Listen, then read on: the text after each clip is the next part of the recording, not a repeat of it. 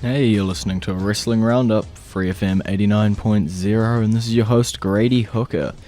For the 9th of August, we'll start off with this day in history. There was a really old WWF Madison Square Garden show in 1975. Hall of Famer Bruno Sammartino successfully defended his WWF Championship against George Steele. 1980, WWF Showdown at Shea. Again, Bruno Sammartino headlined the show, this time by defeating Larry Zbyszko in a cage match. 1996, WWF had another Madison Square Garden show, the main event of which was a WWF World Heavyweight Championship match where Shawn Michaels successfully retained his championship against Goldust. In 1997, WCW had a pay-per-view called Road Wild. Hogan ended up pinning Lex Luger for his WCW World Heavyweight Championship after an imposter Sting, who was actually Dennis Rodman, hit Luger with a baseball bat. In 1999, there was a WCW Nitro where Hulk Hogan, Sting, and Goldberg managed to defeat Kevin Nash, Sid, and Rick Steiner. And right at the same time, over on Raw, there was a handicap match where Chyna somehow beat Triple H and The Undertaker after interferences from Shawn Michaels and Steve Austin. To a more modern day, 2004, there was a WWE Raw. Chris Jericho pinned the Intercontinental Champion Edge, but after the match, Batista came out and slammed Edge down twice, making a mark and leading to matches further on. In 2010, WWE had a Raw. The main event was a tag team lumberjack match. Just at the rise of the Nexus, before Team WWE was going to take on Team Nexus, Chris Jericho and Edge quit the group, which led to the tag match between them and John Cena and Bret Hart. John Cena and Bret Hart managed to win, but after the match, the Nexus tried to attack them all, and Jericho and Edge rejoined the group to make them 6 strong. And just last year, over on TNA Impact, there was a Bound for Glory match where Bully Ray managed to defeat James Storm, but right after the match, the Aces and Eights tried to intimidate him, which, as we all know now, is a bit of a ruse, since Bully Ray is actually the leader of the group. But speaking about TNA, I had the pleasure recently to join in on a conference call with TNA superstar Bobby Roode to promote the TNA 10 pay-per-view, and I got asked a question, so here it is. Your next question comes from the line of Grady Hooker, Wrestling Roundup. Hey, Bobby. Hello. You've obviously competed against and teamed with your TNA 10 reunion opponent a fair few times, held the TNA Tag Team title 4 times for 466 days, but do you prefer to team with James Storm or to compete against him? At this point in my career, would be to compete against him. James and I had a great run as a tag team. There's no secret about that, and we had a blast doing it for the 4 years, but there comes a point in time where, you have to kind of look at yourself in the mirror and ask yourself, are you going to be content being a tag team guy for the rest of your career, or do you want to be a world heavyweight champion? And I got in the business to be a world champion, and so did James. I know that for a fact because we talked about it before. And once we broke up and we started our feud and started wrestling each other a lot, the last couple of years, our chemistry in the ring was probably better than it was when we were a tag team. So, I know his goal was to be a world champion, and he became a world champion, and it was mine as well. So I think at this point for both of us, I think it's best to be where we're at. Okay, well, thanks. Great talking to you, man. Thanks. Okay, so now we'll go over to our classic entrance theme of the week. It's the Nation of Dominations, We Are the Nation. We are the Nation of Domination! That was the Nation of Dominations entrance theme. I'm here now with Josh. Yo. And Raw started off with Vince McMahon coming out. The way that they've worked Daniel Bryan into the middle of the big fight between the McMahons and Triple H has been absolutely amazing, and Daniel Bryan's played off of it so well. Yeah. Yeah, Vince definitely seems to be against both Bryan and John Cena. Yeah, I'm not sure where they're going to go with this, but it's building and building and making it more and more interesting for this battle between Cena and Bryan. Yeah. If Vince had his way, they'd both spontaneously combust. But yeah, the first match on the card is the Shield taking on the team of Mark Henry and the Usos. It seems like such a waste of a six-man tag match. It could have been used at SummerSlam. Yep. But it was a good match. I did enjoy the ending where with after Ambrose countered the Superfly Splash. Yeah. And then hit the DDT to win. Still love Henry that. showed he's not done with the Shield. True. Chasing after them and clearing them out of the ring. Yeah. But honestly, I think this pretty much kills off the Usos part from the feud, though, which is sad. Sadly. They definitely need more tag team competition rather than just horrible thrown together six-mans. And Ambrose definitely needs somebody to challenge him for the U.S. title. Yeah. Okay, well, backstage, Ryback is being a big bully. Once again. And I've given up. I don't care anymore. And that's sad because I was a fan of Ryback. And they've absolutely destroyed that. Yeah.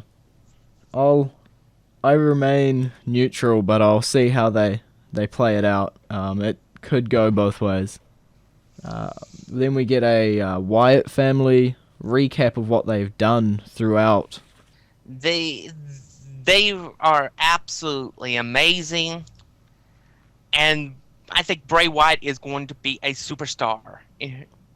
One day he's going to be the WWE champion. I just sense it. Yeah.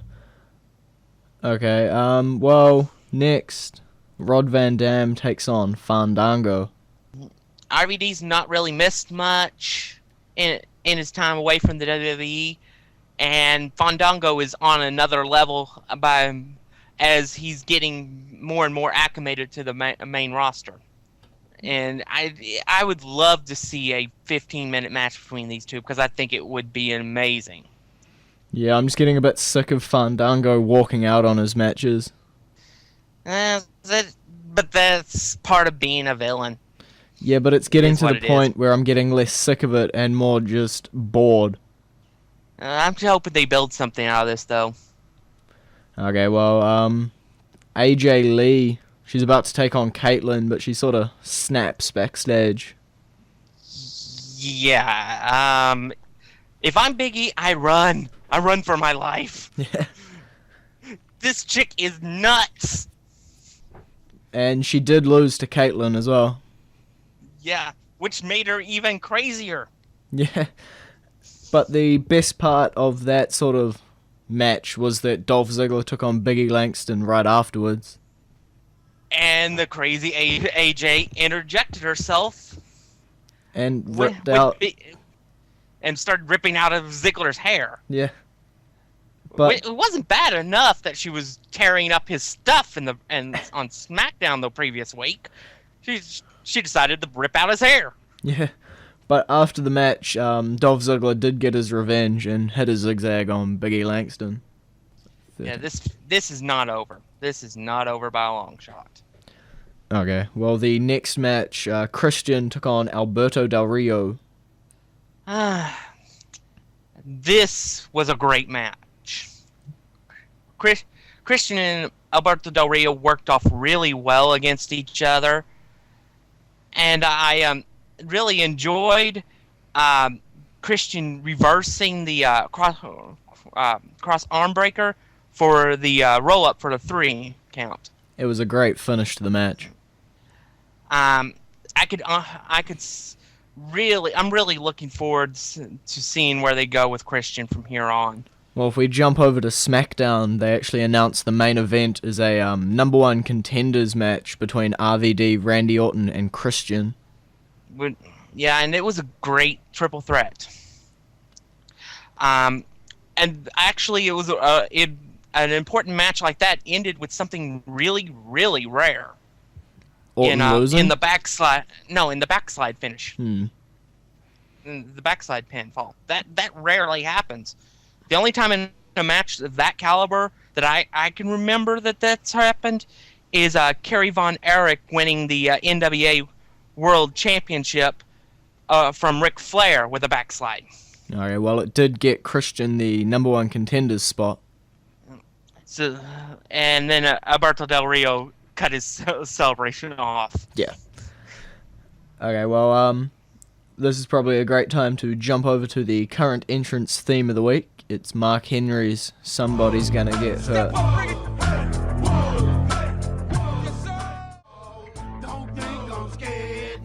And that was Mark Henry's entrance theme. We're back with Grady, Hooker and Josh wrestling Roundup FreeFM 89.0. And we'll jump into Raw where we left off. Cody Rhodes is taking on Wade Barrett. What can be said about Wade Barrett at this point? That he's about losing. The only way he can get, about the only way he can get worse for him is if he gets beat up by Daniel Bryan. But I mean, it is absolutely terrible for Wade Barrett, and Cody Rhodes is absolutely on fire right now. Yeah. It could be a downslide just before the bounce back up for Barrett. Yeah, a year and a half worth. Shh. I can dream. But yeah, Cody Rhodes is definitely doing great for himself. Even over on SmackDown, he took on Jack Swagger and defeated him as well. It's unusual that a Money in the Bank match actually creates 2 stars instead of 1. True. But that's what seemed to have happened here. Yeah, with Sandow also attacking Cody, and they're still, I think, at the end of SmackDown, the briefcase is still missing? Yeah, as far as I'm aware of, it is still missing in action. Okay. Well, as I said, it was a bit surprising. I said Alex Riley would find it and cash it in. And then, who shows up on SmackDown commentary team? Alex Riley. I was freaking out thinking he'd cash in, but sadly, he doesn't have the briefcase. No. It's still floating out in the Gulf of Mexico somewhere. I don't think it's floating anymore. I think it's probably on the bottom. It's probably in Mexico. having some margaritas. Yeah. Okay, so back on Raw, Daniel Bryan took on his longtime friend Kane. Bryan and Kane tore the house down. They had a great match, and it was back and forth, and it really showed what Bryan can do against a bigger person. Yeah, and Mr. Small Package did what he does best. Yes. And then he got a chokeslam for his trouble. Yeah. But then Kane got a Sister Abigail for his trouble. I absolutely love that finisher. Yeah. I absolutely love it. It's creepy. And it works so well for Bray. It's kind of the way that the Mandible Claw would only work for Mankind. Yeah. Fair enough. Well, up next, we get a rare appearance of a second Divas match. A certain someone took on Brie Bella. At least she's on TV. She is getting called an ugly duckling and getting distracted by duck calls. Yes, but it could be worse. What? She could be backstage farting. True. And she could also be Rosa Mendez and not even on TV. Fair enough. Yeah, the Bellas actually ended up winning that match. For once, without Twin Magic. Yeah. The next match was Paul Heyman guy Curtis Axel taking on R-Truth.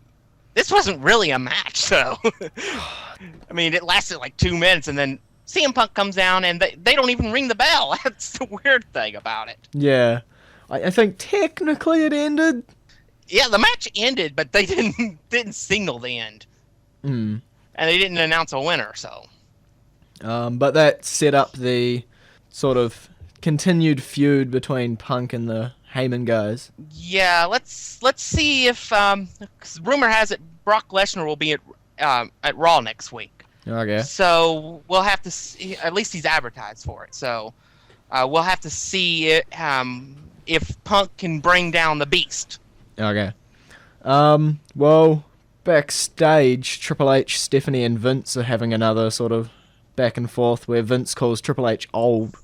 Yeah, I kind of get that some truth behind the Triple H is actually seeping some truth out in these segments. Yeah. Like he's trying subtly to tell Vince McMahon, your time is done. Go away. Yeah. But the one coming out of it is that they're going to give Daniel Bryan a corporate makeover. I had a nightmare last week. Daniel Bryan came out in a suit and tie with his hair cut off and his beard shaved off. It was like the NXT episode 1 all over again. Well, we'll have to wait till Raw to see what they do. Hopefully they don't do anything that sort of drastic to him. I doubt it because they came out with a new Daniel Bryan, here's the beard is here shirt. Okay. Well, the main event of the night was a tables match, John Cena taking on Ryback. This was a great tables match. It was weird. I really enjoyed the dueling stairs spot when they tossed them at each other. Yeah. I enjoyed when you thought Cena was going to go through the table, but he actually was able to jump over it. Yeah. That gave you a moment where, oh my goodness, Cena's going to lose this match. There's definitely and then, a lot of animosity between those two, even though we'd see them as sort of finished with each other.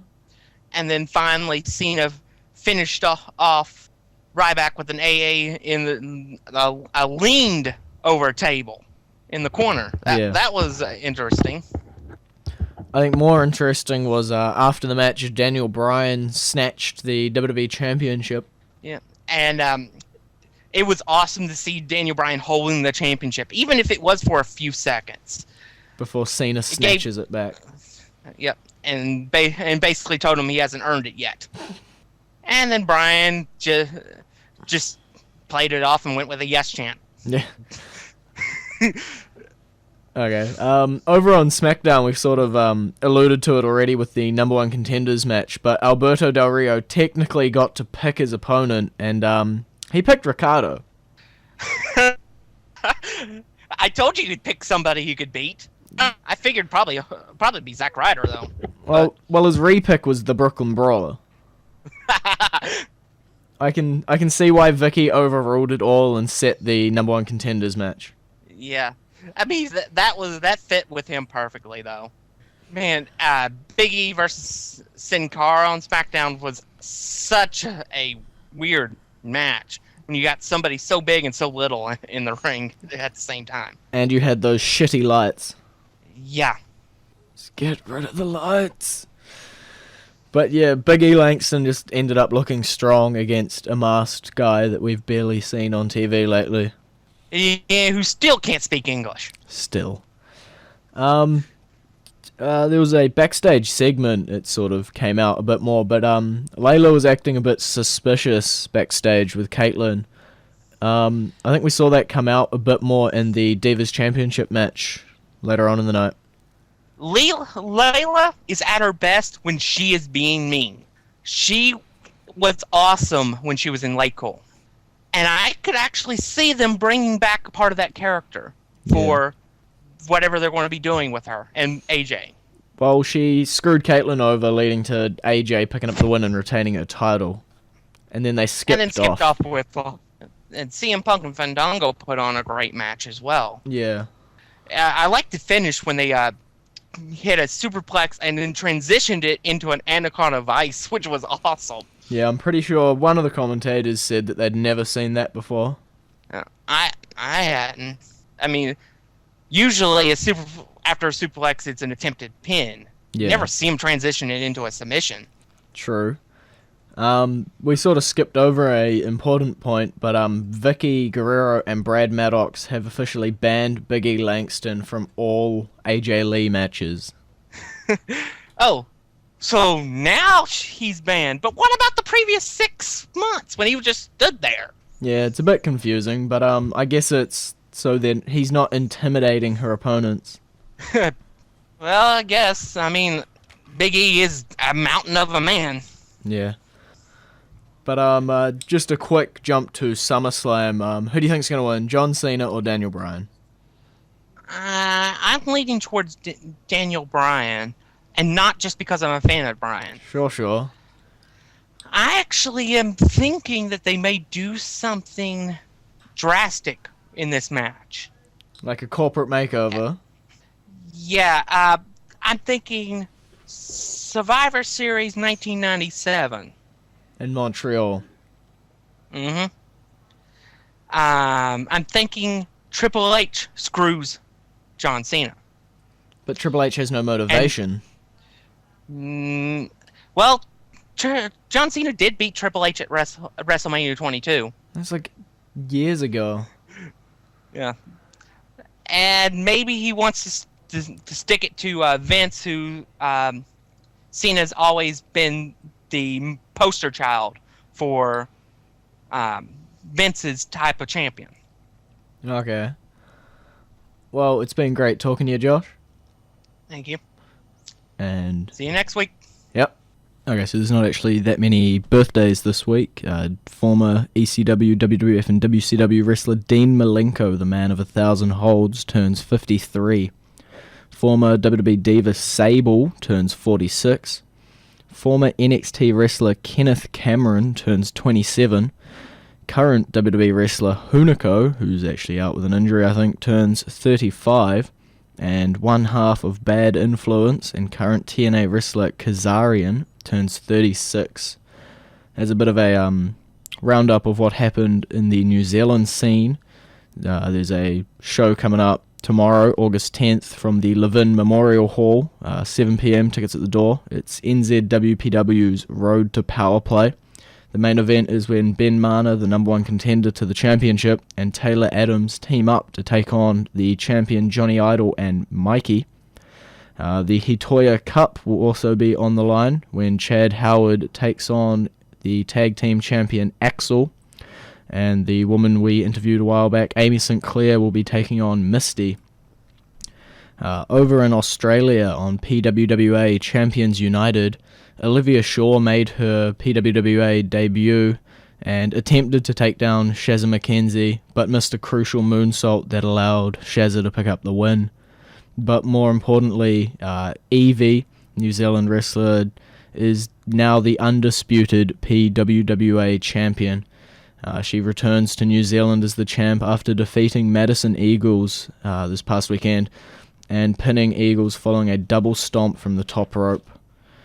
Jumping to Japan, actually, 0-1 in Japan, James O'Connor, you might know him as Dills Deluxio from IPW. He's a former tag team champion.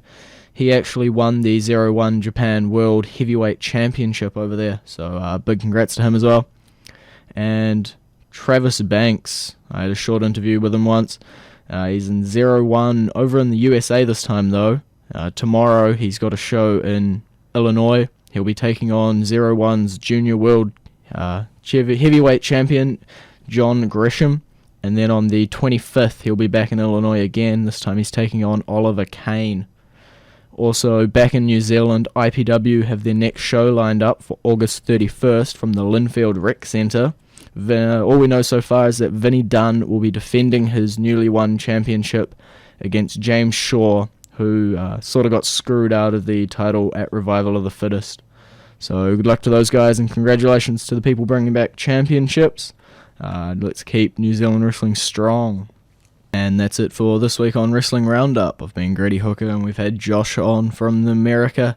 You can visit our Facebook page, facebook.com/Wrestling Roundup Radio, or our Twitter page, twitter.com/Wrestling R Radio. And I'll see you next week.